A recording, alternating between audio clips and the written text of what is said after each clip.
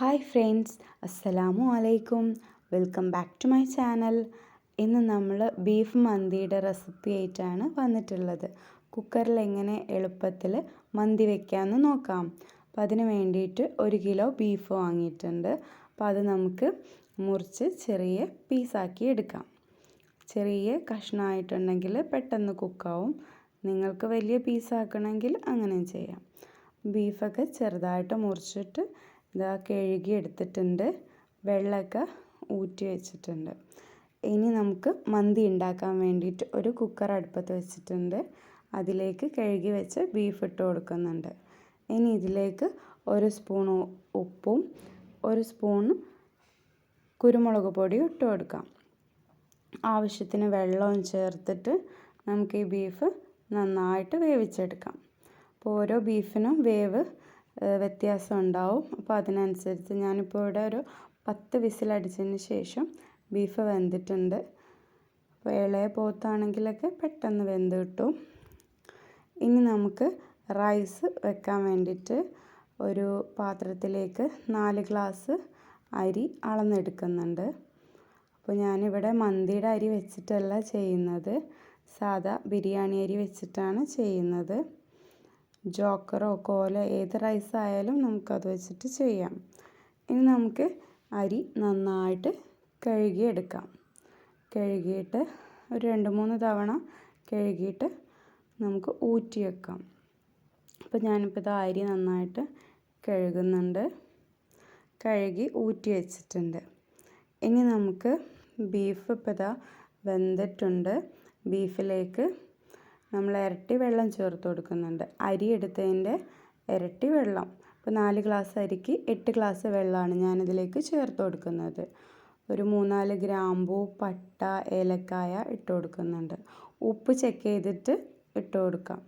നമ്മൾ ബീഫ് വേവിക്കുമ്പോൾ ഇട്ടിട്ടുണ്ട്, പക്ഷേ ഇനിയിപ്പോൾ നമ്മൾ വെള്ളം ഒഴിച്ചതുകൊണ്ട് കുറച്ചുകൂടെ ഉപ്പ് ചേർത്ത് കൊടുക്കുന്നുണ്ട്. ഇനി ഇതിലേക്ക് മന്തി മസാല പൊടി ചേർത്ത് കൊടുക്കുന്നുണ്ട്. അത് ചേർക്കുമ്പോൾ നമ്മൾ വേറെ ഒന്നും ചേർക്കേണ്ട ആവശ്യമില്ല. അപ്പോൾ 2 സ്പൂണ് മന്തി മസാലയുടെ അറബിക് മന്തി മസാലയാണ് പൗഡർ ചേർത്ത് കൊടുക്കുന്നുണ്ട്. അപ്പോൾ ഇതാ വെള്ളമൊക്കെ തിളച്ച് വരുന്നുണ്ട്. ഇനി ഇതിലേക്ക് ബീഫിന് കുറച്ച് നെയ്യുണ്ട്, അതുകൊണ്ട് ഞാൻ കുറച്ച് ഓയിൽ ചേർത്ത് കൊടുക്കുന്നുള്ളൂ. അപ്പോൾ ബീഫ് വേവിച്ച വെള്ളം നോക്കുകയാണെങ്കിൽ നമ്മൾ അരി അളക്കുമ്പോൾ അതിന് ബാലൻസ് ചെയ്തിട്ട് വേണം വെള്ളം എടുക്കാൻ. ബീഫ് ഇപ്പോൾ വെന്ത് കഴിഞ്ഞപ്പോൾ വെള്ളം ഇല്ല, അതുകൊണ്ടാണ് ഞാൻ അരിയെടുത്ത് ഡബിൾ വെള്ളം ഒഴിച്ചത്. മറ്റേത് നമ്മൾ ബീഫിൻ്റെ വെള്ളം കൂടി അളന്നിട്ട് വേണം അരിയിലേക്ക് കണക്കാക്കാൻ. അപ്പോൾ നമ്മളിതാ ഇപ്പോൾ മിക്സ് ചെയ്ത് കൊടുക്കുന്നുണ്ട്. അരി ഇട്ടിട്ട് കട്ടയാവാതിരിക്കാനാണ് നന്നായിട്ട് മിക്സ് ചെയ്ത് കൊടുക്കുന്നുണ്ട്. ഉപ്പൊക്കെ ചെക്ക് ചെയ്ത് കറക്റ്റാണ്. കുറച്ചൊന്ന് മുന്തി നിൽക്കണം, അപ്പോഴേ വെന്ത് വരുമ്പോൾ കറക്റ്റ് ആവുള്ളൂ. ഇനി നമുക്ക് നന്നായിട്ട് തിളച്ചതിന് ശേഷം മൂടി വെച്ചിട്ട് ഒരു 5 മിനിറ്റ് ഹൈ ഫ്ലെയിമിലും അതിനുശേഷം 5 മിനിറ്റ് ലോ ഫ്ലെയിമിലാണ് ഞാനിപ്പോൾ കുക്ക് ചെയ്തിട്ടുള്ളത്. കുക്ക് ചെയ്തിട്ട് ഓഫ് ചെയ്തതിന് ശേഷം ഒരു അരമണിക്കൂറിന് ശേഷമാണ് ഞാനിതൊന്ന് മിക്സ് ചെയ്ത് കൊടുക്കുന്നത്. നമ്മൾ ചോറ് വെച്ച് കഴിഞ്ഞാൽ അതുപോലെ തന്നെ വെച്ചാൽ അത് കട്ടയായി പോവും.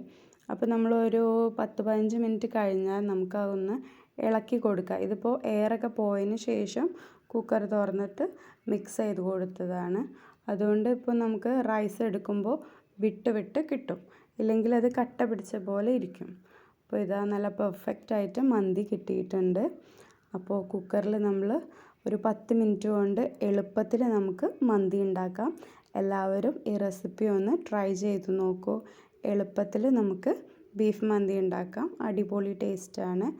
ഒരു പ്രശ്നവുമില്ല. നമ്മൾ വാട്ടയോ ഉള്ളിയോ കൂടുതൽ മസാലകളോ ഒന്നും ചേർക്കേണ്ട ആവശ്യമില്ല. എളുപ്പത്തിൽ മന്തി ഉണ്ടാക്കിയെടുക്കാം. അപ്പോൾ അസ്സലാമു അലൈക്കും.